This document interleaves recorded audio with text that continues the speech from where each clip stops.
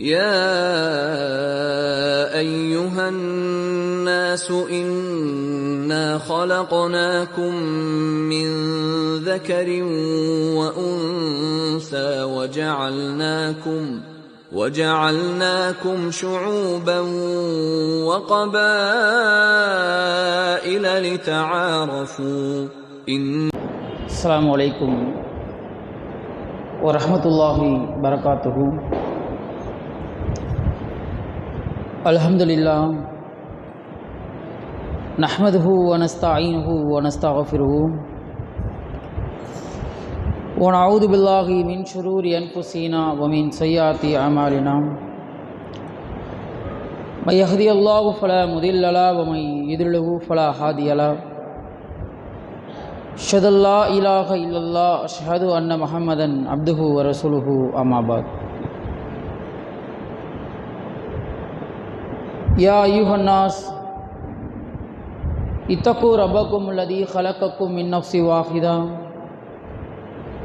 وخلق منها زوجها وبث منهما رجالا كثيرا ونساء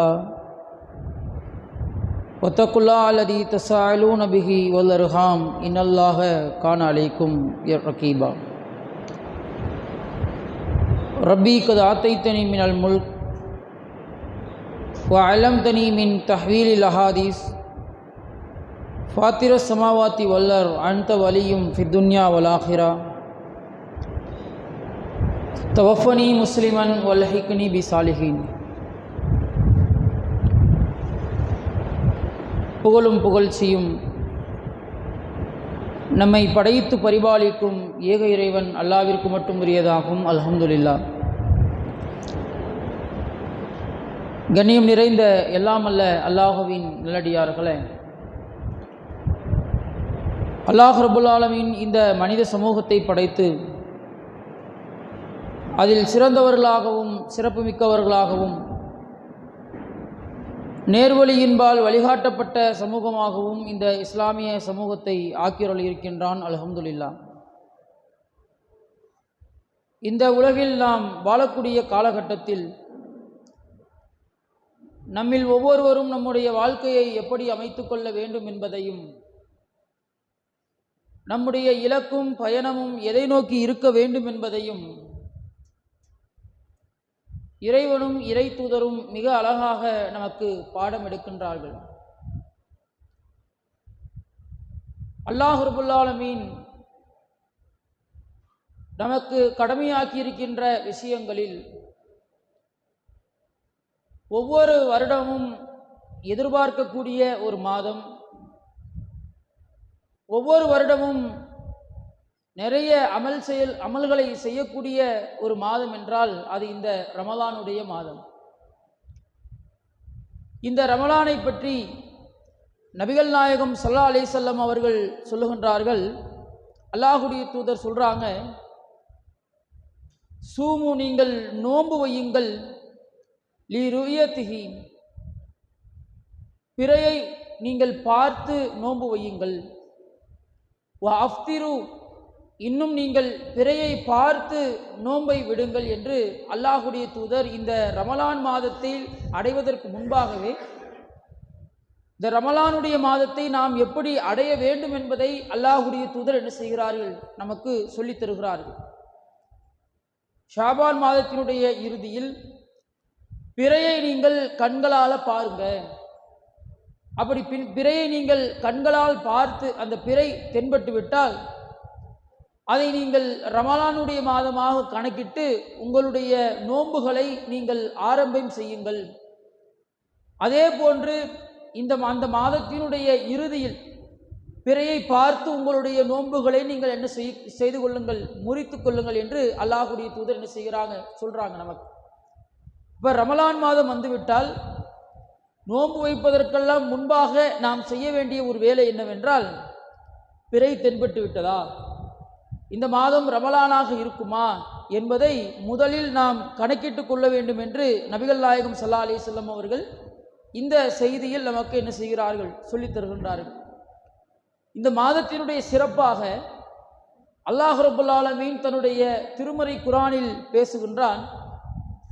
யா அய்யுஹல்லதீன ஆமனு, நம்பிக்கை கொண்டோரே, குதிபா அலைக்குமு சியாம், உங்கள் மீது நோன்பு கடமையாக்கப்பட்டிருக்கின்றது.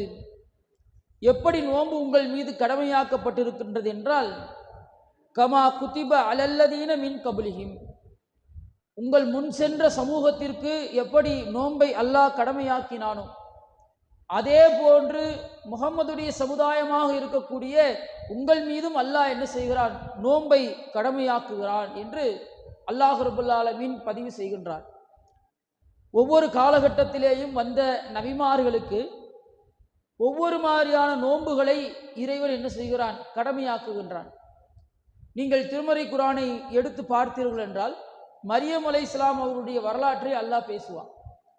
மரியம் அலைஹிஸ்ஸலாம் அவருடைய வரலாறு திருமறை குரானில் பேசப்படுகிற பொழுது, ஈசா அலைஹிஸ்ஸலாம் அவர்களை பெற்றெடுத்து விட்டு தன்னுடைய சமூகத்தை நோக்கி அவர்கள் செய்வார்கள், வருவார்கள்.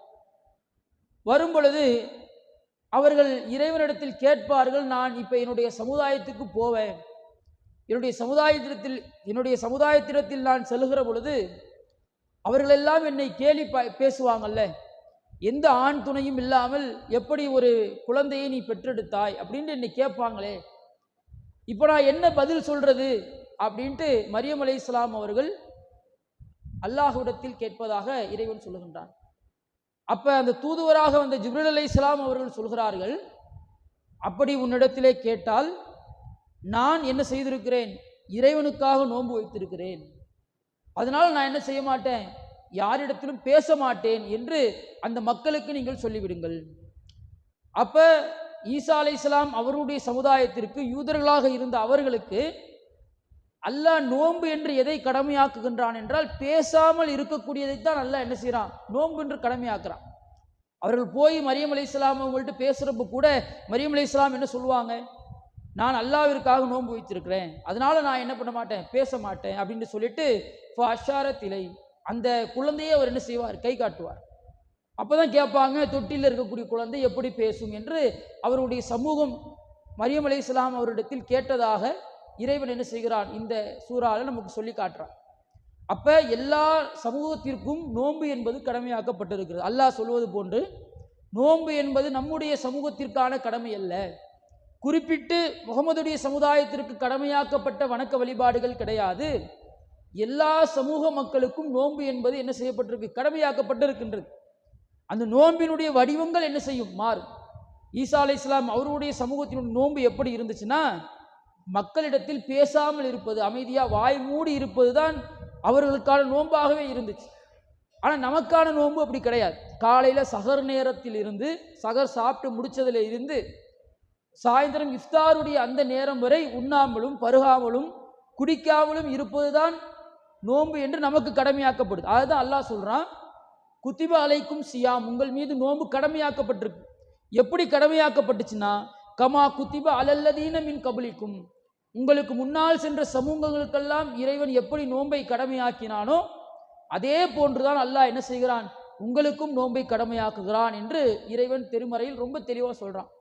இதை சொல்லிட்டு அல்லாஹ் சொல்றான், இந்த நோன்பு எதற்காக கடமையாக்கப்பட்டது என்றால், லஅல்லக்கும் தத்தகூன், நீங்கள் இறைவனை அஞ்ச வேண்டும் என்பதற்காக, இறைவனை பயப்பட வேண்டும் என்பதற்காக இந்த நோன்பு உங்களுக்கு என்ன செய்யப்பட்டிருக்கிறது, கடமையாக்கப்பட்டிருக்கிறது என்று இறைவன் தன்னுடைய திருமறையில் நமக்கு எடுத்து சொல்கிறான். இன்னைக்கு நோன்பு பற்றி பேசக்கூடிய நிறைய பேர் சொல்லக்கூடிய வாத பிரதிவாதங்களை கேளுங்களேன். நோன்புக்கு விளக்கம் சொல்லுவாங்கல்ல, ஏன் முஸ்லீம்கள் நோன்பு வைக்கிறார்கள் அப்படின்ட்டு. இப்போ நீங்கள் பார்த்தீங்கன்னா இந்த ரமலான் மாதம் ஃபுல்லாக நிறைய யூடியூப் சேனலில் என்ன செய்வாங்க, இதெல்லாம் பேட்டி எடுத்து போடுவாங்க. இப்போ அவர்கள் சொல்லக்கூடிய விஷயம் என்ன, அதாவது ஏழைகள் எப்படி பசித்திருப்பார்கள் என்பதை முஸ்லீம்கள் உணர்ந்து கொள்வதற்காக என்ன செய்கிறாங்க, நோன்பு வைக்கிறாங்க. இங்கே முஸ்லீமாக இருக்கக்கூடிய ஏழையும் நோன்பு வைக்கிறான், பணக்காரனும் நோன்பு வைக்கிறான், சாப்பாடு இருக்கிறவனும் நோன்பு வைக்கிறான், சாப்பாடு இல்லாதவனும் நோன்பு வைக்கிறான். இதுக்கு என்ன ரீசன்னா, உலகத்தில் சாப்பாடே இல்லாத ஏழைகள் பசி எப்படி இருக்கு அப்படின்னு பணக்காரனுக்கு தெரியறதுக்காக என்ன செய்வாங்க, நோன்பு வைப்பாங்க அப்படின்னு ஒரு கருத்தை சொல்லுவாங்க.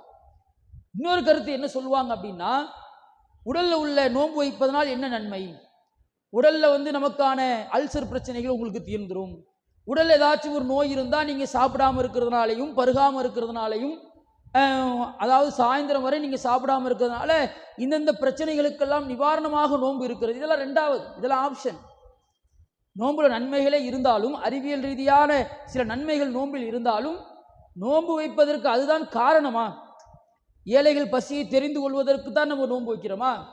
அல்லது உடல் ரீதியான நமக்கு ஒரு தாக்கத்து, ஒரு ஆற்றல் வேணும் என்பதற்காக நம்ம நோன்பு வைக்கிறோமான்னு கேட்டால் கிடையாது.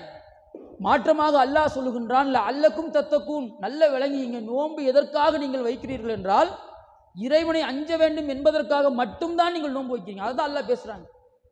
நோன்புக்கான முதல் காரணம் இறையச்சத்தினுடைய வெளிப்பாடு தான் இந்த நோன்பு. என்கிட்ட பார், எவ்வளவு பணம் இருக்குது, எவ்வளவு உணவுப் பொருட்கள் இருக்குது, எவ்வளவு வசதி வாய்ப்புகள் இருக்குது, நான் நினைச்சா லட்சக்கணக்கில் கூட நான் வாங்கி சாப்பிடுவேன், இருந்தாலும் என்னுடைய இறைவனுக்காக நான் இதை தவிர்த்து கொண்டேன். என்னுடைய தூதருக்காக, என்னுடைய தூதருக்கும் என்னுடைய இறைவனுக்கும் கட்டுப்பட்டு இது போன்ற உணவுகளை நான் தவிர்ந்திருப்பதன் மூலமாக என்னுடைய இறையச்சத்தை இறைவனுக்கு நான் காட்டுகிறேன். அதான் உண்மை. நம்முடைய இறையச்சத்தினுடைய வெளிப்பாடு என்ன? நம்முடைய செயல்கள் தானே. நம்முடைய செயல்கள் எதனை அடிப்படையாக கொண்டு இருக்க வேண்டும் என்றால் இறையச்சத்தை அடிப்படையாக கொண்டு இருக்கணும். இப்போ வசதி இருக்கு, ஒரு ஏழையினுடைய பசியை தெரிந்து கொள்வதற்காக ஒருத்தர் நோன்பு வச்சான் அப்படின்னா, யாரும் இல்லாதப்ப வீட்டில் அவன் பாட்டு என்ன செய்வான், சாப்பாடு எடுத்து சாப்பிடுவான். யார் கேட்க போறா? தனியாக இருக்கிறப்ப தண்ணி எடுத்து குடிச்சா யார் கேட்க போறா? நல்ல ஃப்ரெஷ் ஜூஸ் போட்டு நல்ல சில்லுன்னு குடிச்சா யார் கேட்க போறா? ஒன்றும் கிடையாது. அப்போ ஏழைகளுடைய வழியை உணர்ந்து கொள்வதற்காக நோன்பா அப்படின்னு கேட்டால் இல்லை. உடலில் இருக்கக்கூடிய நோய்களை தீர்ப்பதற்காக நோன்பா அப்படின்னு கேட்டால் இல்லை. இன்றைக்கு நிறைய சகோதரர்கள் வருத்தப்படுவாங்க, நோயாளியாக இருப்பார்கள், நோன்பு நோக்க முடியாதவர்களாக இருப்பார்கள், நோம்பிலிருந்து சலுகை பெற்றக்கூடியவர்களாக இருப்பார்கள். இருந்தாலும் அவருடைய வருத்தம் என்னவா தெரியுமா இருக்கும்? சே, நமக்கு இந்த வருடத்தில் ரமலானுடைய மாதத்தில் நம்மளால நோன்பு வைக்க முடியலையே அப்படின்னு வருத்தத்தை வெளிப்படுத்தக்கூடியவர்களாகத்தான் இருப்பார்களே தவிர இப்போ நோயாளிலாம் வச்சிருக்கலாம்ல. அப்போ அறிவியல் காரணங்களாக இருக்கட்டும், பிற மக்களை சந்தோஷப்படுத்துவதற்காக சொல்லக்கூடிய காரணங்களாக இருக்கட்டும், இது எல்லாமே ரெண்டாவது ஆப்ஷனாக தான் நம்ம எடுக்க முடியும். அதுக்கு தான் அல்லாஹ் சொல்றான், அல்லக்கும் தத்தக்கும், நல்ல விளங்கிக்குங்க, நோன்பு என்பது உங்களுக்கு கடமையாக்கப்பட்டதற்கான அடிப்படை காரணம் என்னவென்றால் நீங்கள் இந்த இறைவனை அஞ்ச வேண்டும், படைத்த உங்களுடைய இறைவனை அஞ்ச வேண்டும். உன்னுடைய உணவு அல்லாஹ் கொடுத்தது தான், நீ குடிக்கக்கூடிய தண்ணீர் இறைவன் கொடுத்தது தான், உன்னிடத்தில் இருக்கக்கூடிய வசதி வாய்ப்புகள் இறைவன் கொடுத்தது தான். இப்படி எல்லாத்தையும் என்னுடைய இறைவன் தான் எனக்காக கொடுத்திருக்கிறான். கொடுத்த இறைவனுக்கு நான் நன்றி செலுத்த வேணாமா? ஒரு மாசம் நீங்கள் சாப்பிடாம இருங்க, உண்ணாம இருங்க, பருகாம இருங்க என்று என்னுடைய இறைவன் கட்டளையிட்டால் அந்த கட்டளை எனக்கு பெரியதா, என்னிடத்தில் இருக்கக்கூடிய உணவுகள் எனக்கு பெரியதா? இறைவனுடைய கட்டளை எனக்கு பெரியதா, அல்லது என்னிடத்தில் இருக்கக்கூடிய செல்வங்கள் எனக்கு பெரியதா? என்னிடத்தில் இந்த செல்வங்கள் எல்லாம் இருந்தாலும் என்னுடைய இறைவனுடைய கட்டளைத்தான் பெரியது என்று பசியார ஒருவன் நோன்பு வைக்கிறானே, இதைத்தான் அல்லாஹ்வுடைய தூதர் என்ன செய்கிறாங்க, இறையச்சம் என்று பதிவு செய்கிறார்கள். இந்த இறையச்சத்தை வளர்த்துக் கொள்வதற்காகத்தான் நோன்பு என்பது ரமலானுடைய மாதத்தில் நமக்கு அருளப்பட்டதாக அல்லாஹ் ரப்பல் ஆலமீன் ரொம்ப தெளிவாக நமக்கு சொல்லி காட்டுகின்றான். அல்லாஹ் தன்னுடைய திருமறையில் பதிவு செய்யலாம் பாருங்க. 2வது அத்தியாயம் 185வது வசனத்தில் இறைவன் பேசுகின்றான். ஷஹ்ரு ரமலான் அல்லதி உன்சில ஃபீஹில் குர்ஆன், மக்களே நீங்கள் விளங்கிக் கொள்ளுங்கள், ரமலானுடைய மாதம் எப்படிப்பட்ட மாதம் என்றால் உன்சில ஃபீஹில் குர்ஆன், குர்ஆன் உங்களுக்கு இறங்கிய மாதம்ன்றான் அல்லாஹ். இன்னைக்கு கொண்டாடுறாங்கல்ல ஷாபான் 15, குர்ஆன் வந்து இறங்கிய மாதம்னு என்ன செய்வாங்க, கொண்டாடுவாங்க. இரவு நேரத்தில் சில ஊர்கள் எல்லாம் 100 ரக்காத்துகள் என்ன செய்வாங்க, தொழுவாங்க. அதே நேரத்தில் பார்த்தீங்கன்னா நிறைய விடிய விடிய கொண்டாட்டங்கள் நடக்கும். வீட்டில் நிறைய பலகாரங்கள் செய்வாங்க, மக்களுக்கு அழைப்பு கொடுப்பாங்க. இவ்வளவு பள்ளிவாசல்கள் பிரம்மாண்டமாக என்ன செய்யப்படும், அலங்கரிக்கப்படும். இதெல்லாம் ஷாபான் மாதத்தில் நடக்கும். ஆனால் அல்லாஹ் என்ன சொல்றான், ஷஹ்ரு ரமலான் அல்லதி உன்சில ஃபீஹில் குர்ஆன், மக்களே நல்ல விளங்கிக்கிங்க, ரமலானுடைய மாதத்தில் தான் உங்களுக்கு திருக்குரான் அருளப்பட்டது. எப்படிப்பட்ட திருக்குரான்? ஹுதல் லின்னாஸ், உங்களுக்கு நேர்வழி காட்டக்கூடிய, மக்களுக்கு நேர்வழி காட்டக்கூடிய ஒரு வேதமாக இந்த குர்ஆனை நாம் தான் என்ன செய்தோம், இந்த ரமலானுடைய மாதத்தில் இறக்கி வைத்தோம். ஃபமன் ஷஹித மின்கும், உங்களிலிருந்து யாரேனும் ஒருவர் இந்த மாதத்தை அடைந்தால் அல்லாஹ் சொல்லுகின்றான், ஃபல் யஸ்முஹு, அவர் என்ன செய்யட்டும், நோன்பு வைக்கட்டும். இறைவன் சொல்கிறான். இப்போ ரமலானுடைய மாதத்தில் தான் இறைவன் என்ன செய்கிறான் என்றால் நோன்பை என்ன செய்கிறான், நமக்கு கடமையாக்குகின்றான். திருக்குரான் அருளப்பட்ட ஒரு மாதம், சிறப்பிற்குரிய ஒரு மாதம். இப்போ நீங்கள் ஒரு நேர்வழியில் இருக்கிறீங்கன்னா அதுக்கு காரணம் குரான் தானே. இன்னைக்கு வந்து சிலைகளை வணங்காமல், இணை வைப்பில் இல்லாமல், பிதாத்தில் இல்லாமல் இறைவனை மட்டும் வணங்கக்கூடிய ஒரு அருளை அல்லாஹ் நமக்கு செஞ்சிருக்கிறான்ல. ஒரு மனிதனுக்கு கிடைத்த மிகப்பெரிய அருள் கூட என்ன? ஏகத்துவத்தில் அவன் உறுதியாக இருக்கிறது தான். ஒரு மனிதனுக்கு செல்வம் ஒரு அருள்கொடையாக இருக்கலாம், பிள்ளைகள் ஒரு அருள்கொடையாக இருக்கலாம், உறவினர்கள் ஒரு அருள்கொடையாக இருக்கலாம், சுற்றி இருக்கக்கூடிய நண்பர்கள் ஒரு அருள்கொடையாக இருக்கலாம். எல்லா அருள்கொடைகளையும் விட ஒரு மனிதனுக்கு ஆகச் சிறந்த அருள்கொடை என்ன தெரியுமா? படைத்த இறைவனை மட்டும் வணங்கக்கூடிய ஏகத்துவவாதியாக, இறைவனுக்கு கட்டுப்பட்டவனாக ஒரு முஸ்லீம் இருக்கிறான் பாருங்க. இதுதான் இறைவன் நமக்கு கொடுத்த ஆகச் சிறந்த அருள்கொடை. அல்லாஹ் எல்லாருக்கும் இந்த நேர்வழியை காட்டல் அல்ல. நம்மளோட அறிவில் சிறந்தவர்கள், நம்மை விட ஆற்றலில் சிறந்தவர்கள், நம்மை விட பொருளாதாரத்தில் சிறந்தவர்கள், இவர்கள் எல்லாருமே இன்றைக்கு சிலை வணங்கிகளாக இருக்கிறார்கள். அல்லாஹ் அல்லாதவர்களை வணங்கக்கூடியவர்களாக இருக்கிறார்கள். அறிவியலில் மெத்த படித்த மேதாவிகள் கூட இன்றைக்கு சிலை வணக்கத்தில் ஈடுபடக்கூடியதை நம்மளால பார்க்க முடியுது. இவ்வளவு பேரை அல்லாஹ் வழிகேட்டில் விட்டுட்டு உங்களுக்கு ஹுதன் நேர்வழி அல்லாஹ் கொடுத்துருக்கிறான்ல. இவ்வளவு பேருக்கு கிடைக்காத நேர்வழி, இவ்வளவு பேருக்கு கிடைக்காத ஒரு அருள் கொடையை இறைவன் உங்களுக்கு கொடுத்துருக்கிறான்ல. அந்த அருள் கொடை உங்களுக்கு எப்படி கிடைச்சிச்சு? உங்களுக்கு எப்படி கிடைச்சிச்சுன்னா, இந்த குர்ஆனை படிப்பதன் மூலமாக உங்களுக்கு கிடைச்சிச்சு. குர்ஆனுக்கான விளக்கங்களை கேட்பதன் மூலமாக கிடைச்சிச்சு. நபிமொழியை பின்பற்றுவதன் மூலமாக உங்களுக்கு கிடைச்சிச்சு. அல்லாஹ் அதான் சொல்றான், ஹுதன் நாஸ், மக்களுக்கு இதை நேர் வழிகாட்டியாக நாம் இந்த மாதத்தில் இறக்கணும். உங்களுக்கு கிடைச்சிருக்கிற இந்த அருள் கொடை, நீங்கள் இருக்கக்கூடிய இந்த ஏகத்துவம், இதுதான் உங்களுக்கு ஆகச்சிறந்த அருள். இந்த அருளுக்கு அல்லாஹ்வுக்கு நன்றி செலுத்தும் விதமாக, இறைவனை அஞ்சும் விதமாக நீங்கள் என்ன செய்யுங்கள்? நோன்பு வையுங்கள் என்று அல்லாஹ் ரப்பல் ஆலமீன் நமக்கு பதிவு செய்கின்றான். இதைத்தான் நபிகள் நாயகம் ஸல்லல்லாஹு அலைஹி வஸல்லம் அவர்களும் நமக்கு என்ன செய்கிறாங்க? சொல்லி காட்டுகின்றார்கள். இன்றைக்கு இது மாதிரி என்ன மாதிரியான ஒரு நோக்கத்தை கற்பித்தாலும், நோம்பினுடைய அடிப்படை என்பது, நோம்பினுடைய முக்கியமான நோக்கம் என்பது இறையச்சத்தை வளர்ப்பதற்காக, இறையச்சம் உடையவர்களாக மனிதர்களை மாற்றுவதற்காகத்தான் அல்லாஹ் ரப்பல் ஆலமீன் இந்த நோன்பு மாதத்தை என்ன செய்திருக்கின்றான்? நமக்கு என்ன செய்திருக்கின்றான் என்றால் கடமையாக்கி இருக்கின்றான். அதே மாதிரி அல்லாஹ்வுடைய தூதரவர்களும் இந்த நோம்பினுடைய சிறப்பை பற்றி அதிகமாக என்ன செய்கிறார்கள்? நமக்கு சொல்லி காட்டுகின்றார்கள். ஏனென்று சொன்னால், அல்லாஹ்வுடைய தூதருடைய மனைவியான ஆயிஷா நாயகி அறிவிக்கின்றார்கள், நபிகள் நாயகம் ஸல்லல்லாஹு அலைஹி வஸல்லம் அவர்கள் ரமலானுடைய மாதத்தை அடைந்து விட்டார்கள் என்றால் அவருடைய நிலை எப்படி இருக்கும்? ஏனைய நாட்களிலேயே அல்லாஹ்வுடைய தூதர் என்ன செய்வாங்க? அதிகமாக வணக்க வழிபாடுகளில் ஈடுபடுவாங்க. அதிகமாக தான தர்மங்களை நபிகளார் அவர்கள் செய்வார்கள். ஆனால் குறிப்பிட்டு இந்த ரமலானுடைய மாதத்தை அல்லாஹ்வுடைய தூதர் அடைந்து விட்டார்கள் என்றால் அவர்களுடைய வணக்க வழிபாடுகள் என்பது கூடுதலாக இருக்கும். அவர்கள் அதிகமாக தான தர்மங்களை செய்யக்கூடியவர்களாக இருப்பார்கள், அதிகமாக நன்மைகளை செய்யக்கூடியவர்களாக இருப்பார்கள் என்று ஆயிஷா நாயகி அவர்கள் பதிவு செய்கிறார்கள். நீங்கள் யோசித்து பாருங்க, முன்பின் பாவங்கள் மன்னிக்கப்பட்ட ஒரு இறை தூதர், அவர் தன்னுடைய வாழ்நாளில் வணக்க வழிபாடுகளை இந்த மாதத்தில் அதிகமாக்கிக் கொள்கிறார். வணக்க வழிபாடுகளை மட்டும் அல்லாஹ்வுடைய தூதர் அதிகமாக்கிக்கிறாங்களா? இல்லை.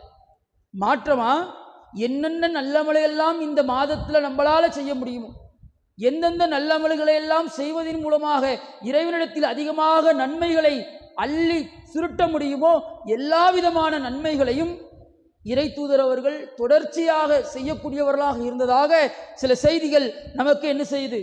தெரியுது. அப்போ இதெல்லாம் இன்றைக்கு நோம்பினுடைய சிறப்பாக அல்லாஹ் ரப்பல் ஆலமீன் என்ன செய்கிறான் என்றால் நமக்கு பதிவு செய்கின்றான். இன்னும் கூடுதலாக சில செய்திகள் அல்லாஹ்வுடைய தூதர் சொல்றாங்க பாருங்க. நோம்பினுடைய சிறப்புகளை பற்றி சொல்கின்றார்கள். நம்ம ஏதாச்சும் ஒரு துர்வாடை வந்தால் என்ன செய்வோம்? ஒருத்தவங்க நம்ம பக்கத்தில் நிற்கிறாங்க, உடல் முழுக்க வேர்த்து இருக்கு, நம்ம அவங்க பக்கத்தில் நிற்போமா? நிற்க மாட்டோம். சில பேருக்கு வயிறு புண்ணா இருக்கும், அவர்கள் பேசுகின்ற பொழுது வாயிலிருந்து ஒரு வாடை வரும், பக்கத்தில் நிற்போமா? நிற்க மாட்டோம். ஆனால் அல்லாஹ்வுடைய தூதர் சொல்றாங்க, நோன்பு வைத்தவருடைய வயிறும் அப்படிதான் காலியா இருக்கும், ஒண்ணுமே இருக்காது வயிற்றுல. அப்ப அந்த அவர்களுடைய வயிற்றிலிருந்து என்ன வரும்? துர்வாடை தான் என்ன செய்யும்? வரும்.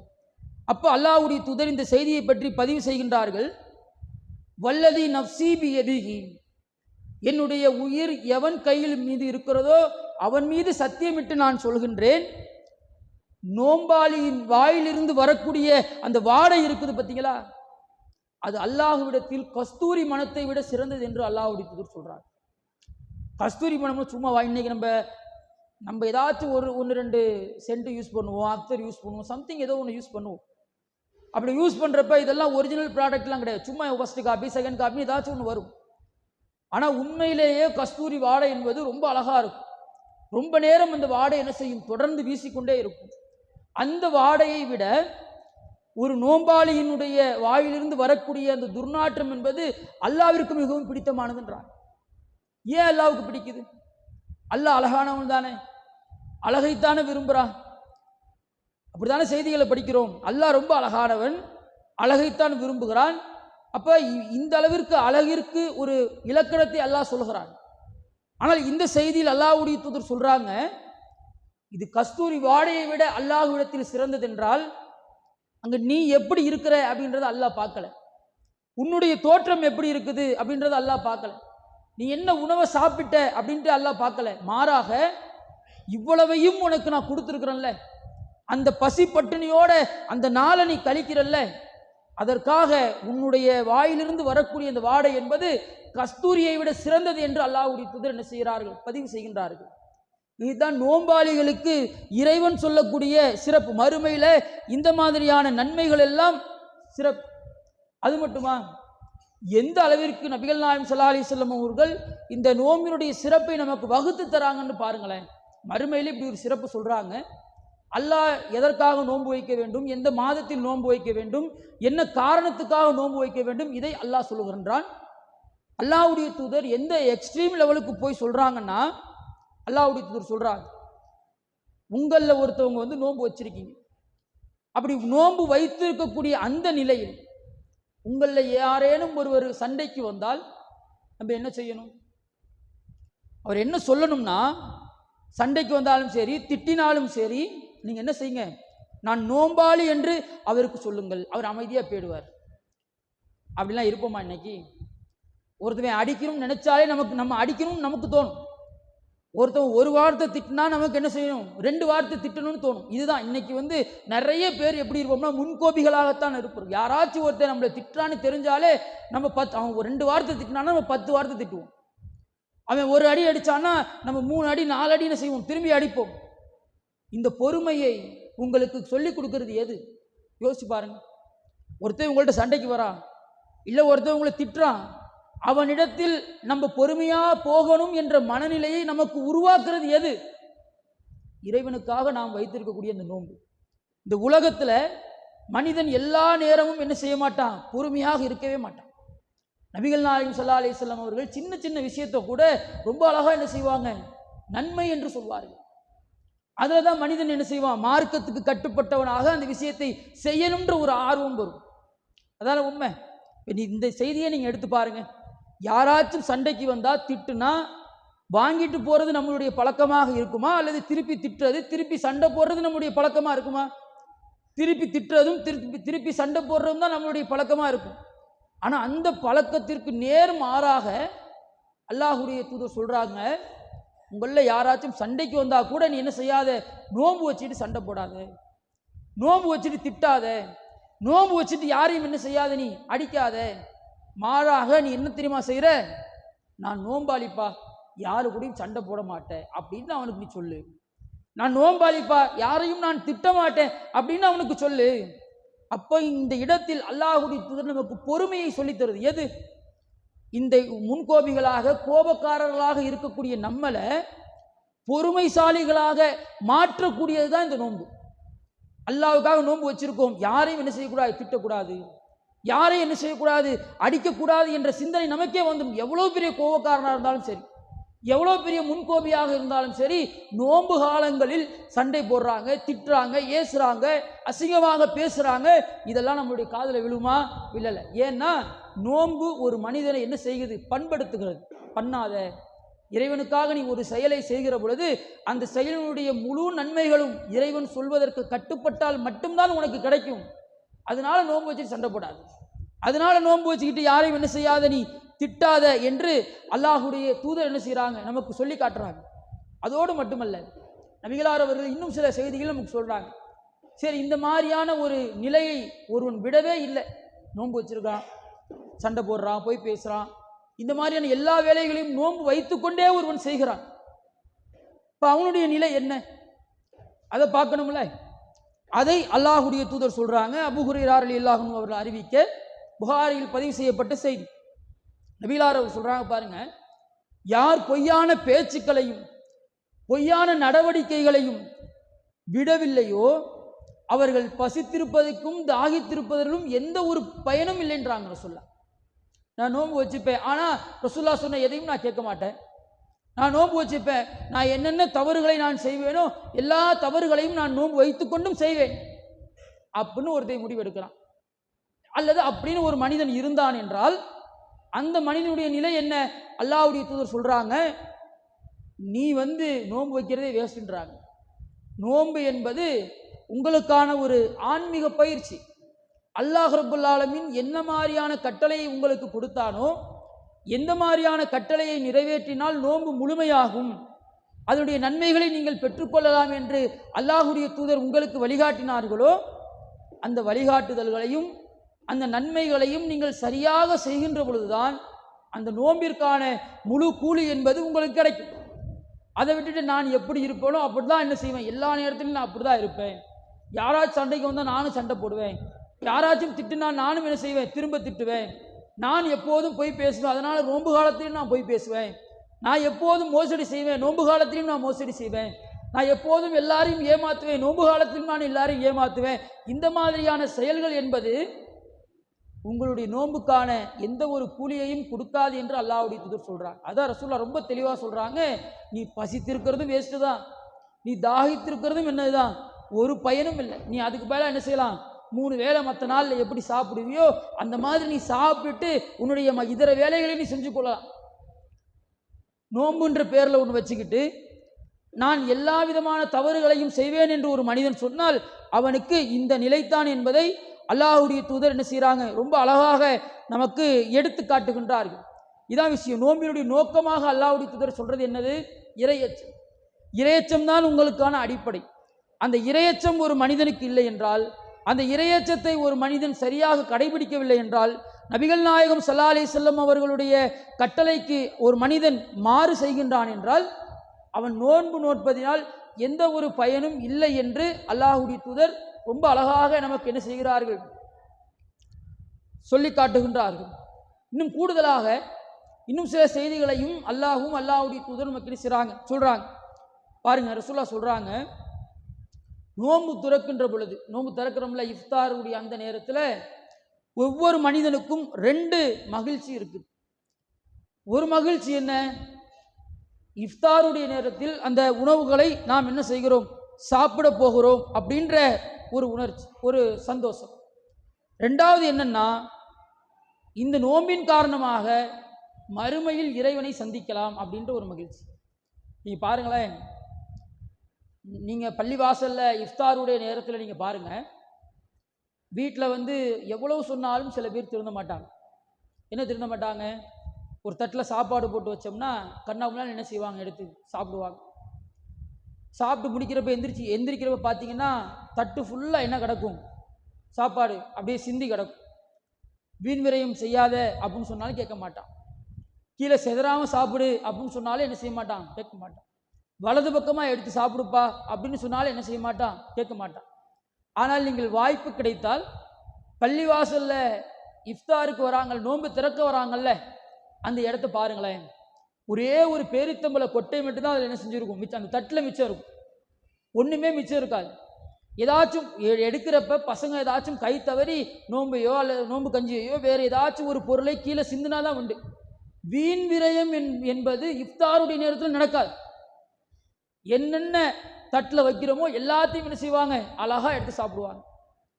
கஞ்சி எடுத்து என்ன செய்வாங்க, சாப்பிடுவாங்க. வீட்டில் நீங்கள் செஞ்சு கொடுங்களேன், அப்போ அதில் 1008 குறைகள் வரும். இதில் உப்பு இல்லைன்னு வரும், சூடா இல்லைன்னு வரும், இன்னும் கொஞ்சம் இது சேர்த்துருக்கலாம் அது சேர்த்துருக்கலாம், இந்த மாதிரி 1000 பிரச்சனைகள் வரும். ஆனால் நோன்பு டயத்தில் வரக்கூடிய பொருட்கள் எந்த நிலையில் இருந்தாலும் சரி, உப்பு இருக்குது இல்லை, சாப்பிட்டு முடிச்சதுக்கப்புறம் சொல்லுவாங்க உப்பு இருக்குது இல்லை, வேணான்னா சொல்ல போகிறாங்க, வேணான்னு என்ன செய்ய மாட்டாங்க, சொல்ல மாட்டாங்க. என்ன இப்போதைக்கு என்ன கடுமையான பசியாக இருக்குது, இஃப்தாருடைய நேரம் வந்துருச்சு, ஏதாச்சும் ஒன்று சாப்பிடணும் அப்படின்ட்டு சொல்லி அந்த சாப்பாட்டை எடுத்து ரொம்ப அழகாக சாப்பிடக்கூடியவர்களாக அந்த சாப்பாட்டை வீணாக்காதவர்களாக, அந்த பொருளை அதனுடைய உரிமையோடு ஹக்கோடு எடுத்து சாப்பிடக்கூடிய ஒரு நபர்களாக யார் இருப்பார்கள் என்றால் இந்த நோம்பாளிகள் என்ன செய்வாங்க, இருப்பாங்க. அதுக்கு தான் ரசூல் ஸல்லல்லாஹு அலைஹி வஸல்லம் அவங்க சொல்றாங்க, நோன்பு துறக்கின்ற பொழுது அவர்களுக்கு அவ்வளவு ஒரு மகிழ்ச்சி. ஒரு 7 நோன்பு 8 நோன்பு போனதுக்கு பிறகு கூட ஒன்றும் தெரியாது. இந்த முதல் ஒரு 5 6 நோன்பு இருக்கு பார்த்தீங்களா, அதெல்லாம் வந்து ரொம்ப ஒரு மாதிரி இருக்கும். என்னடா இது, ஏன்னா இப்போ கிட்டத்தட்ட ஒரு 11 மாதம் தொடர்ச்சியாக 3 வேளையும் சாப்பிட்டுட்டு திடீர்னு பார்த்தா முதல் பிறையில நோன்பு வச்சுட்டு உட்காந்துருப்போம். அதுவும் இந்த முதல் ரமலானுடைய முதல் நாள் தான் பார்த்தீங்கன்னு வச்சுங்க, பள்ளிவாசல் இஃப்தார் துறக்கக்கூடிய நிகழ்ச்சியெல்லாம் பார்த்தா ரொம்ப ஒரு மாதிரி காமெடியாக இருக்கும். சீக்கிரமா வா, பாங்கு சொல்லணும், 30 செகண்ட் தானேப்பா இருக்குது, போப்பா எந்திரிப்பா எந்திரிப்பான்வாங்க. இமாம் பாங்கு சொல்ல போகலனா கூட 30 செகண்ட் தான் இருக்குது, எந்திரிச்சு போ, சீக்கிரமாக சொல்லு அப்படின்ற மாதிரி என்ன செய்வாங்க, அப்படி அவசரப்படுத்திக்கிட்டே இருப்பாங்க. ஏன்? சரியான பசி, நல்ல பசி. ஏதாச்சும் நமக்கு இப்போ வச்சிருக்கிறதுக்கு நம்ம என்ன செய்யணும், எடுத்து என்ன செய்யணும், சாப்பிடணும். அந்த துறக்கிறப்போ ஒரு சந்தோஷம். அப்படி எடுத்து ஒரு பேரிச்சம்பழத்தை வாயில் வச்சு சாப்பிட்டு முடிச்சிட்டோம்னா, எப்பாடா காலிலேருந்து பட்னி கிடணும், இப்போதான் கொஞ்சம் ராகத்தாக இருக்குது அப்படின்ற மாதிரியான ஒரு மனநிலைக்கு என்ன செஞ்சிருவாங்க, அவங்க போயிடுவாங்க. அதுக்கப்புறம் எல்லாத்தையும் என்ன செய்வாங்க, வரிசையாக எடுத்து என்ன செய்வாங்க, சாப்பிடுவாங்க. இதைத்தான் ரசூலுல்லாஹ் சொல்கிறாங்க, நோன்பு துறக்கின்ற பொழுது அவங்களுக்கு ஒரு மகிழ்ச்சி இருக்குது. நீங்கள் வந்து என்னத்தான் வெள்ளிக்கிழமையில் பிரியாணி செஞ்சு வச்சாலும் சரிதான், அவங்களுக்கு அந்த மகிழ்ச்சிலாம் இருக்காது. ஏன்னா பட்னி கிடந்து சாப்பிடல, காலையும் சாப்பிட்ருப்பாங்க, மதியமும் சாப்பிட போகிறாங்க, நைட்டு என்ன செய்வாங்க, சாப்பிட தான் போகிறாங்க. இதில் காலைல ஒரு தடவை டீ குடிச்சிருப்போம், சாயந்தரம் ஒரு தடவை டீ குடிச்சிருப்போம், கூட ஸ்நாக்ஸையும் சேர்த்து சாப்பிட்ருப்போம். அப்போ என்னதான் ஒரு காஸ்ட்லியான பொருளை நீங்கள் கொண்டு வந்து வச்சாலும் அந்த நோன்பு திறக்கிறப்ப அந்த எடுத்து அந்த பேரிச்சம்பழத்தை சாப்பிட்ற அந்த சந்தோஷம் இருக்குது பார்த்தீங்களா, அந்த சந்தோஷத்தை வீட்டில் கொடுக்குற அந்த சாப்பாடு என்ன செய்யாது, பூர்த்தி செய்யவே செய்யாது. அதுக்கு தான் ரசூலுல்லாஹ் சொல்கிறாங்க, நீங்கள் வந்து நோன்பு திறந்தீங்கன்னா நோன்பு திறக்கிறதுலே உங்களுக்கு ஒரு மகிழ்ச்சி கிடைச்சிடும். 2 மகிழ்ச்சி. அதில் ஒன்று என்ன, அந்த நோம்பில் இஃப்தாரில் நீங்கள் எடுத்து சாப்பிடக்கூடிய சாப்பாட்டில் உங்களுக்கு ஒரு விதமான மகிழ்ச்சி கிடைச்சிருது. 2வது என்ன, இவ்வளவு பொருளாதாரம் இருந்தும் வசதி வாய்ப்புகள் இருந்தும் உணவுகள் இருந்தும் பானங்கள் இருந்தும் இதையெல்லாம் என்னுடைய இறைவனுக்காக நான் தவிர்த்துக்கிட்டேன், இதையெல்லாம் அல்லாஹ்வுக்காக நான் விளக்கிக்கிட்டேன் அப்படின்ற ஒரு ஸ்டாண்டை நீங்கள் எடுத்தீங்க பார்த்தீங்களா, உங்களுடைய இறையச்சத்தோடு ஈமானோடு நீங்கள் எடுத்தீங்க பார்த்தீங்களா, இதுக்காக அல்லாஹ் ரப்புல் ஆலமீன் என்ன செய்கிறான், உங்களுக்கு மறுமையில் அவனை சந்திக்கக்கூடிய ஒரு வாய்ப்பை கொடுக்கிறான். சுவனவாதிகளுக்கு வேற என்ன இன்பம் வேணும் சொல்லுங்க பாபு?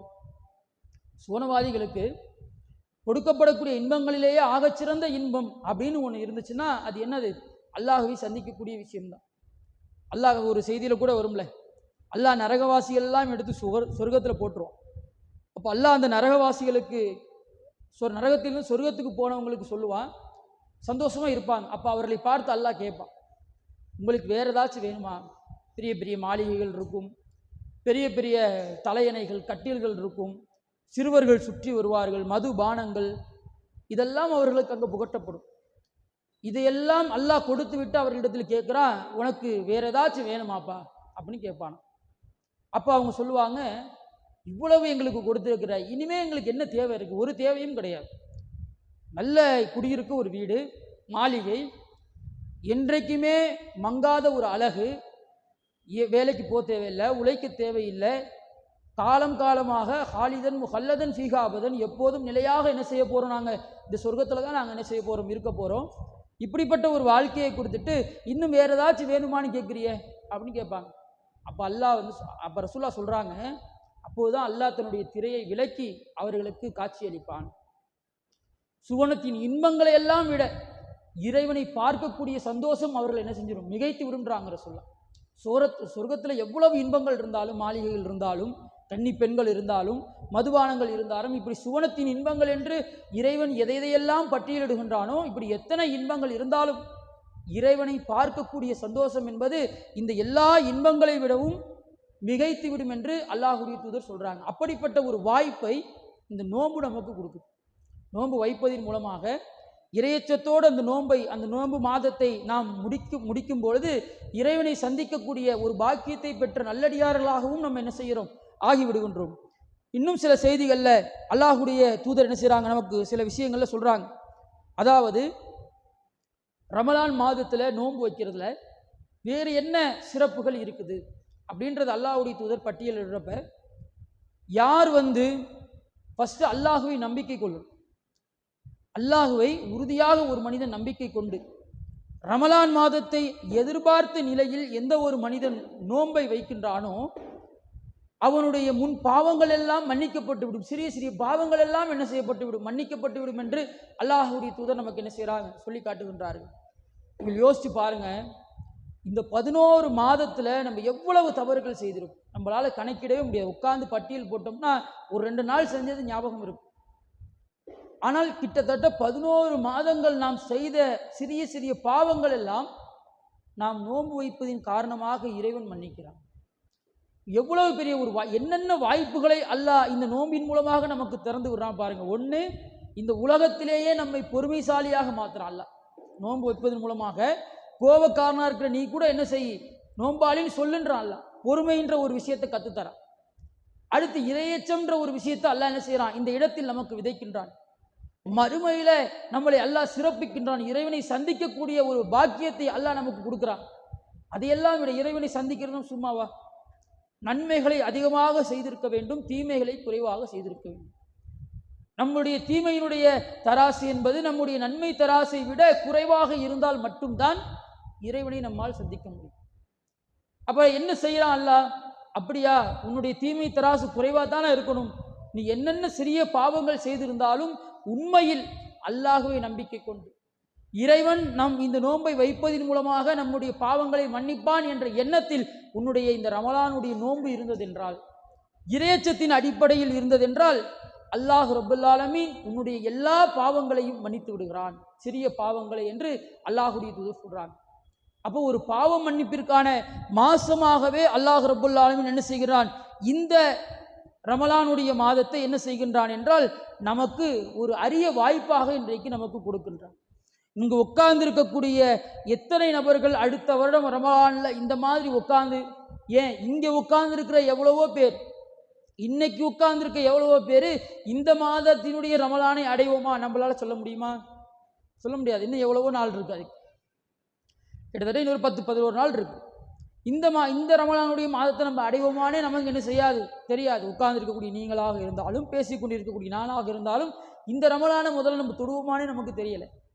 இப்போ அப்படி இருக்கக்கூடிய நேரத்தில் நமக்கு அல்லாஹ் ரப்பல் ஆலமீன் இப்படி ஒரு வாய்ப்பை நமக்கு தருகின்றான் என்றால் அந்த வாய்ப்பை நாம் பயன்படுத்தி கொள்ளக்கூடியவர்களாக இருக்க வேண்டும் என்பதை முதல்ல நம்ம என்ன செய்யணும், புரிந்து கொள்ள வேண்டும். அதே மாதிரி இன்னும் சில விஷயங்களை அல்லாஹுடைய தூதர் நமக்கு என்ன செய்கிறார்கள், சொல்லித் தருகின்றார்கள். இப்போ இந்த நோன்பு இருக்குது, இப்போ இந்த நோம்பியுடைய சிறப்பு என்ன, எல்லாத்தையும் அல்லாஹுடைய தூதர் என்ன செஞ்சிட்டாங்க நமக்கு சொல்றாங்க. கூடுதலாக நபிகள் நாயகம் ஸல்லல்லாஹு அலைஹி வஸல்லம் அவர்கள் சில விஷயங்களை நமக்கு என்ன செய்கிறாங்க, சொல்றாங்க. என்னன்னா, தள்ளாத வயதில் இருக்கிறாங்கல்ல, ரொம்ப தள்ளாத வயது, முடியாத வயதில் இருக்கக்கூடியவர்கள், நோம்பு நோற்க சக்தி பெறாதவர்கள், இந்த மாதிரியான நபர்கள், அவர்களுக்கு நோம்பிலிருந்து என்ன செய்யப்படுது, விதிவிலக்கு அளிக்கப்படுகிறது. சரியா? ஒவ்வொன்றுத்துக்கும் நம்ம என்ன செய்ய முடியாது, ஆதாரங்கள் சொல்லி விளக்குற அளவுக்கு நமக்கான நேரம் இல்லை. அதனால ஷார்ட்டாக சொல்கிறேன். தள்ளாத வயதில் யார் இருக்காங்களோ, அதாவது நோம்பு நோற்க இயலாமல், சில பேருக்கெல்லாம் என்ன செய்ய முடியாது, எந்திரிச்சு நடக்க முடியாது, உட்கார முடியாது, படுத்த படுக்கையில் இருப்பாங்க. அப்படி எழுந்து நடக்கக்கூடிய நபர்களாக இருந்தாலும் அவர்களால் நோன்பு நோற்பதற்கு என்ன செய்ய முடியாது, சக்தி பெறாதவர்களாக இருப்பாங்க. இப்போ இந்த மாதிரியான நபர்களுக்கு அல்லாஹுடைய தூதர் என்ன செய்கிறாங்க, அதாவது நோம்பிலிருந்து விதிவிலக்கு என்ன செய்கிறாங்க, கொடுக்குறாங்க. கூடுதலாக அடுத்து யார் என்றால் நோயாளிகளாக இருக்கக்கூடியவர்கள். யார் உடலில் நோய் விட்டு கண்டினியூவாக என்ன செய்யணும், காலையில் மாத்திரை சாப்பிடுவாங்க, 11 மணிக்கு மருந்து சாப்பிடுவாங்க, மதியத்துக்கு மருந்து சாப்பிடுவாங்க. இப்படி தொடர்ச்சியாக நோயாளிகளாக இருக்கக்கூடிய இவர்களுக்கும் என்ன செய்யப்படுகிறது என்றால் நோம்பிலிருந்து விதிவிலக்கு என்ன செய்யப்படுகிறது, அளிக்கப்படுகிறது. அல்லாஹ் ரப்பல் ஆலமீன் தன்னுடைய திருமறையில் சொல்கிறான், அதாவது நீங்கள் நோயாளிகளாகவோ பயணிகளாகவோ இருந்தால் நீங்கள் என்ன செய்யலாம், நோன்புகளை வேறு நாளில் என்ன செய்யலாம், கணக்கிட்டு கொள்ளலாம் அப்படின்னு சொல்லி அல்லாஹ் ரப்பல் ஆலமீன் சொல்லி காட்டுகின்றான். இதில் 2 விதமாக இருக்குது. ஒன்று என்னென்னா, நோன்பே நோற்க முடியாதவர்கள் ஒரு லிஸ்ட்டு, பிறகு நோன்பை கலா செய்யக்கூடியவர்கள்னு ஒரு லிஸ்ட்டு வரும். நல்லா விளங்கிக்கணும். ஃபஸ்ட்டு சொல்கிறது என்னென்னா, முதியவர்களாக இருக்கிறவங்க என்றைக்குமே என்ன செய்ய முடியாது, திரும்ப நோன்பு வைக்க முடியாது. அவர்களுடைய இயலாமையின் காரணமாக, அவர்களுடைய முதுமையின் காரணமாக என்ன செய்ய முடியாது, நோன்பு வைக்க முடியாது. அவர்கள் மொத்தமாக என்ன செய்யப்படுவாங்க, விதிவிலக்கு பெற்றவர்களாக என்ன செய்வார்கள், ஆகிவிடுவார்கள். அதே மாதிரி இன்னும் சில நபர்களை அல்லாஹ் சொல்கின்றான். எப்படின்னா, ஃபமன் கான மின்கும் மரிலன், நீங்கள் நோயாளிகளாக இருந்தால், அவ் அலா சஃபரின், நீங்கள் பயணத்தில் இருந்தால் ஃபைத்தத்தும் மின் ஐயாமின் உஃப்ரா, நீங்கள் வேறு நாடுகளில் என்ன செய்யுங்க, கணக்கிட்டு கொள்ளுங்கள். சில நேரத்தில் சில நோய் வந்திருக்கும், அது வந்து கண்டினியூவாக தொடர் சிகிச்சை எடுக்கிற மாதிரிலாம் அந்த நோய் நமக்கு என்ன செய்யாது, இருக்காது. திடீர்னு காய்ச்சல் வந்திருக்கும், அல்லது வேறு ஏதாச்சும் சில பிரச்சனைகள் வந்திருக்கும். இந்த மாதிரியான நோயாளிகளாக நீங்கள் இருந்தீங்கன்னா அந்த நாட்களில் நீங்கள் என்ன செய்யுங்க, நோன்பை விட்டுடுங்க. ரமலான் மாதம் முடிந்து நீங்கள் வேறு நாட்களில் என்ன செய்யுங்க, நோன்பை என்ன செய்யலாம், நீங்கள் கடைபிடித்து கொள்ளலாம் என்று அல்லாஹ் சொல்கிறான். கூடுதலாக இதில் இன்னொரு வார்த்தையை அல்லாஹ் என்ன சொல்கிறான்னா, பயணிகளாக இருந்தால் பயணத்தில் போவாங்க, வெளியூர்லாம் போவாங்க, தொழிலே வந்து வாரத்துக்கு ஒரு நாள் 2 நாள் இந்த மாதிரி வெளியூர் போகிற மாதிரி இருக்கும். அப்போ இந்த மாதிரியாக இருக்கக்கூடியவர்கள் என்ன செய்யலாம் என்றால் வேறு நாட்களில் என்ன செய்கிறாங்க, இவங்க வந்து நோன்பை என்ன செய்யலாம், கலா செய்து கொள்ளலாம் என்று அல்லாஹ் ரப்புல் ஆலமீன் தன்னுடைய திருமறையில் என்ன செய்கின்றான், நமக்கு ரொம்ப அழகாக நமக்கு என்ன செய்கிறான், சொல்லி காட்டுறான். அல்லது சின்ன சின்ன பயணமாக இருக்குது, நோன்பு வைக்கிறதுனால பெரிய அளவில் நமக்கு ஒரு உபாதைகள் என்ன செய்யாது, ஏற்படாது. நோன்பு வைக்கிறதுனால வேறு எந்த விதமான ஒரு உடல் ரீதியான ஒரு தாக்கத்தும் நமக்கு ஏற்படாது அப்படின்னா அந்த நேரத்தில் நம்ம என்ன செய்யலாம் என்றால் அந்த நோன்பை என்ன செஞ்சுக்கலாம், நம்ம தாராளமாக வைத்து கொள்ளலாம். அதில் எந்த விதமான ஒரு கருத்து முரணும் இல்லை.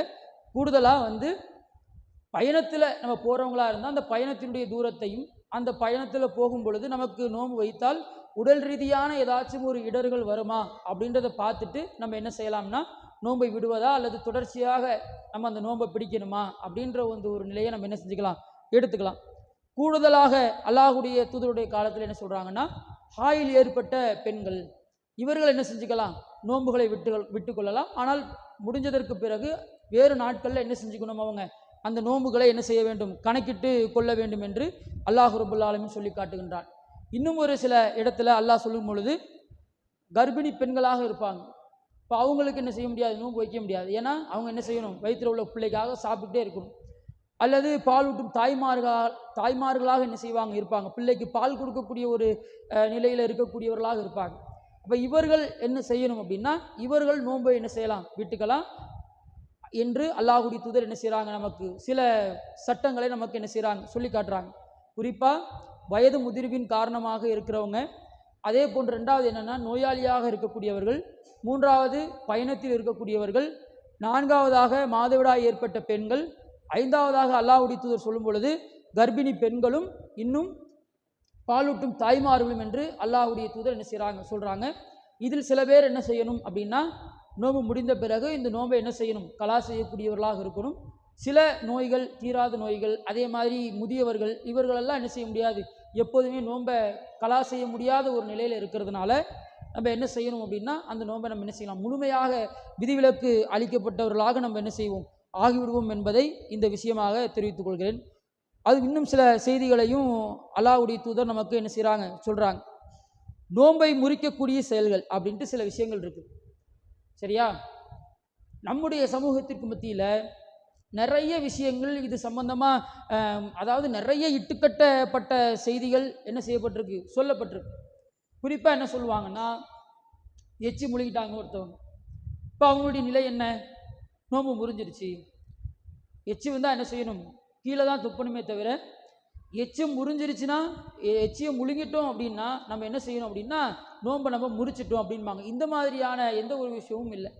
நோன்புடைய காலத்தில் ஒருத்தவங்க வந்து பிளட்டு தேவைப்படுது, பிளட்டு கொடுக்குறோம், இப்படிப்பட்ட நேரத்தில் நோன்பு முறிஞ்சிருச்சா அப்படின்னு கேட்டால் அதுவும் கிடையாது. நம்ம ஒரு அவசரத்துக்காக ஒரு மனிதனுடைய உயிரை காப்பாற்றுறதுக்காக என்ன செய்கிறோம், நம்ம வந்து அதாவது ரத்தம் கொடுப்போம். இப்போ இந்த மாதிரி ரத்தம் கொடுத்தாலும் என்ன செஞ்சிடும், நோன்பு முறிஞ்சிடும். இந்த மாதிரியான சில விஷயங்களை எல்லாம் நமக்கு என்ன செய்வார்கள், சொல்லி காட்டுவார்கள். இப்போ இந்த மாதிரியான விஷயங்கள்லாம் என்ன செய்யாது, நோன்பை வந்து முறிக்காது. மாறாக நபிகள் நாயகம் ஸல்லல்லாஹு அலைஹி வஸல்லம் அவங்க வந்து சில விஷயங்களை வந்து நமக்கு என்ன செய்கிறாங்க, சொல்லி காட்டுறாங்க. நோன்பை முறிக்கக்கூடிய செயல்கள் அப்படின்னா நம்மளாம் என்ன செய்யணும், தண்ணி எடுத்து தெரிந்தே தண்ணி எடுத்து சாப்பாடு எடுத்து சாப்பிட்டா என்ன செஞ்சிடும், நோன்பு முறிஞ்சிடும். பெண்களோடு அதாவது மனைவிமார்களோடு சேர்ந்து விட்டால் என்ன செஞ்சிடும், நோன்பு முறிஞ்சிடும். இதுக்குத்தான் அல்லாஹ்வுடைய தூதர் வந்து நோன்பு முறிஞ்சிருச்சு அப்படின்னு சொல்கிறாங்க. அப்போ இந்த மாதிரியான விஷயங்களுக்கு நபிகள் நாயகம் ஸல்லல்லாஹு அலைஹி வஸல்லம் அவர்கள் வேண்டுமென்றே நோன்பை முறிச்சதுன்னா என்ன பரிகாரம் அப்படின்றதையும் ரசூலுல்லாஹ் சொல்கிறாங்க. இந்த மாதிரி ரமலானுடைய மாதத்தில் மனைவிமார்களோடு சேர்ந்துட்டா அதுக்கு என்ன பரிகாரம், அதையும் அல்லாஹ்வுடைய தூதர் என்ன செய்கிறாங்க, நம்ம பகல் நேரத்தில், இரவில் வந்து தடையில்லை, பகல் நேரத்தில் வந்து அதுக்கு என்ன பரிகாரம் என்பதையும் அல்லாஹ்வுடைய தூதர் என்ன செய்கிறாங்க, நமக்கு சொல்கிறாங்க. இப்போ மறதியாக நம்ம ஒரு செயலை செய்கிறோம் அப்படின்னா அது நம்ம மீது குற்றம் கிடையாது. நம்ம என்ன செய்வோம்னா அந்த ஸ்டார்டிங்கில் தான் ஒரு ஒரு 4 நாள் 3 நாளில் தான் இந்த பஞ்சாயத்துலாம் வரும். அப்படியே தொழுது முடிச்சுட்டு தொழுதுட்டு போவோம். நம்மளே அறியாமல் என்ன செஞ்சிருவோம், தண்ணி எடுத்து நம்ம பாட்டு என்ன செஞ்சிருவோம், பிடிச்சிருவோம். இப்போ இது நோம்பை முறிக்குதா அப்படின்னு கேட்டால் கிடையாது. மாற்றமாக மறந்து செஞ்சிட்டோம். அல்லாஹ்விடத்தில் அதுக்காக நம்ம என்ன செஞ்சுக்கணும், பாவ மன்னிப்பு தேடிக்கணும். அவ்வளோதான் நம்ம பண்ண முடியுமே தவிர நோம்பு முறிஞ்சிருச்சு அப்படின்ற ஒரு நிலைக்கு நம்ம என்ன செய்ய மாட்டோம், கண்டிப்பாக தள்ளப்பட மாட்டோம் என்பதை ரொம்ப தெளிவாக நான் இங்கே சொல்லிக்கிறேன். அதே போன்று இப்போ நோம்புனா என்ன, நோம்பிலிருந்து யார் யார் எந்தெந்த வகையில் விதிவிலக்கு அளிக்கப்பட்டிருக்காங்க, நோன்பை முறிக்கக்கூடிய சில காரியங்கள் என்று மக்கள் என்ன நம்பி வச்சுக்கிட்டு இருக்காங்க, இந்த மாதிரியான விஷயங்கள்லாம் நம்ம இப்போ உங்களுக்கு சொல்லியிருக்கோம். இன்னும் கூடுதலாக சில பேர் என்ன செய்வாங்கன்னா, முடியாத ஒரு சூழலில் நோன்பு வைப்பாங்க.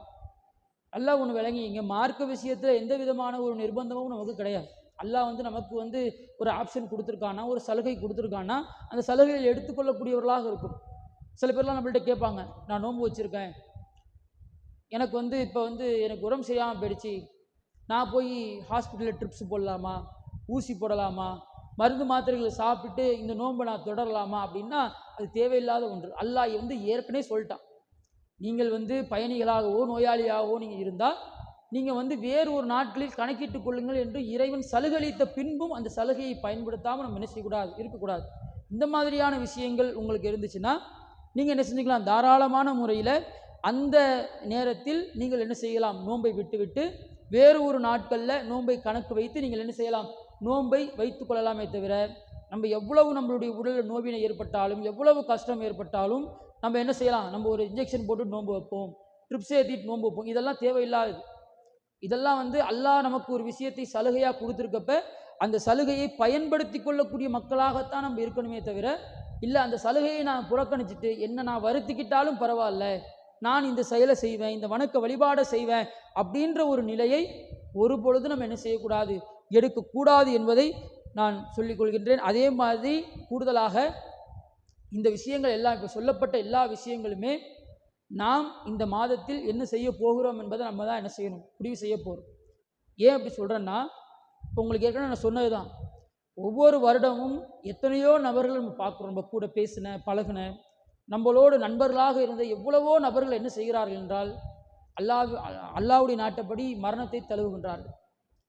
சரியா, இந்த வயசு தான், அந்த வயசு தான், இந்த மாதிரியான ஆட்கள் தான், அந்த மாதிரியான ஆட்கள் தான் என்று யாரையும் நம்மால் குறிப்பிட்டு என்ன செய்ய முடியாது, சொல்லவே முடியாத அளவிற்கு மரணத்தை தழுவக்கூடியவர்களாக இருக்கின்றார்கள்.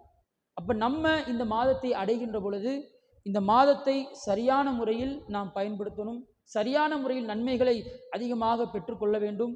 அத்தகைய நன்மக்களாக அல்லாஹ் உங்களையும் என்னையும் ஆக்கி அருள் புரிய வேண்டும் என்று சொல்லி நிறைவு செய்கிறேன். வாஹிர் துவானா அல்ஹம்துலில்லாஹி ரப்பில் ஆலமீன். அஸ்ஸலாமு அலைக்கும் வரஹ்மத்துல்லாஹி.